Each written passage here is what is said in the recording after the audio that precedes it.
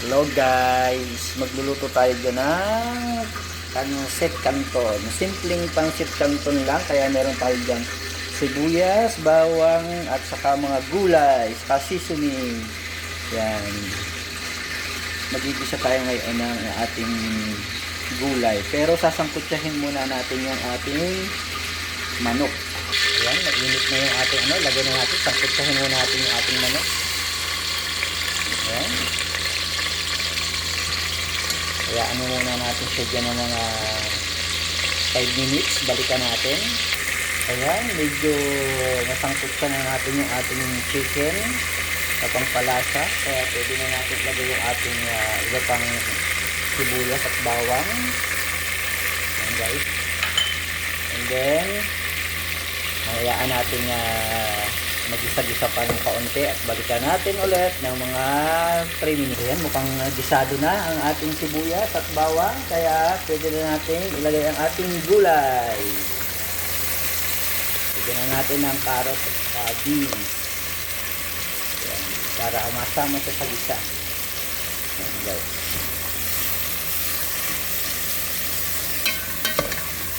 Magisa siya guys. Ating gulay sa pancit canton. Ayan, mag-add din tayo ng kaunting asin kasi hindi tayo naglagay kanina ng asin. Okay na yan. And then saka ang ating patis. Ayan, lagay tayo ng konting patis. Nagpalasa ba? At takpan natin, balikan natin ng mga 2 minutes. Yan guys, i-check na natin ulit. Ayan. Lagyan natin saglit.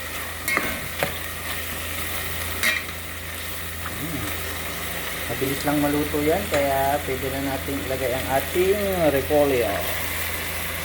Ayan. Saglit lang yan at mabilis lang maluto yung ating repolyo guys. Kaya maglagay na tayo dyan ng kaunting toyo, pampakulay. Ayan. Ayan guys, lagyan natin ng konting toyo, pampakulay, konti. Tapos halu-haluin lang natin. Ayan guys, medyo okay na yung ating gulay, kaya ililipat natin dito sa ating Tupperware yung gulay para hindi masyado malabog at ating dagdag tayo ng sabaw. Ayan, lipat natin muna dito guys sa ating Tupperware. Teka. Ayan guys, kita nyo kakaunti na yung sauce doon, naandito na sa ating Tupperware. Magdadagdag tayo ng sabaw. Ayan. Enough na yan para sa ating Mickey. Ayan. Antayin natin kumulot, balikan natin ng mga 3 minutes. Ayan guys, nakulo na yung ating tubig na nibanto sa ating sabaw para ating Mickey. Ayan, may kaunting lasa na siya guys, pero maglagay tayo ng pangpalasa kasi ito yung kaunting natirang sabaw ng ating ginisahan. Saka magdagdag tayo ng paminta para pa masarap. Ayan.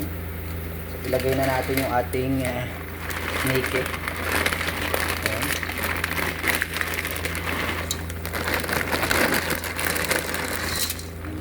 Mabilis lang yung maluto guys ng ating Mickey. Ayan guys. Haluin lang natin yan guys para yan guys mga 2 minutes na yan. Yan yung ating Mickey. Ayan guys, kaya pwede na natin ilagay yung ating gulay na tinanggal kanina guys. Ayan. Masarap yung magulay sa ating pancit canton. Ayan. Luto na yan guys. Ganyan lang kabilis lutuin yan. Almost 10 to 20 minutes may pancit canton ka na kaagad na instant. Diba? Luto na yan guys. Thank you for watching. And don't forget to like and subscribe to my YouTube channel. God bless you all. Yummy, yummy. Yan po. Ang ating kanton, ang madali ang luto. Simpleng luto ni RJ Cooks. Yan, lutong bahay. Thank you for watching guys. Bye-bye.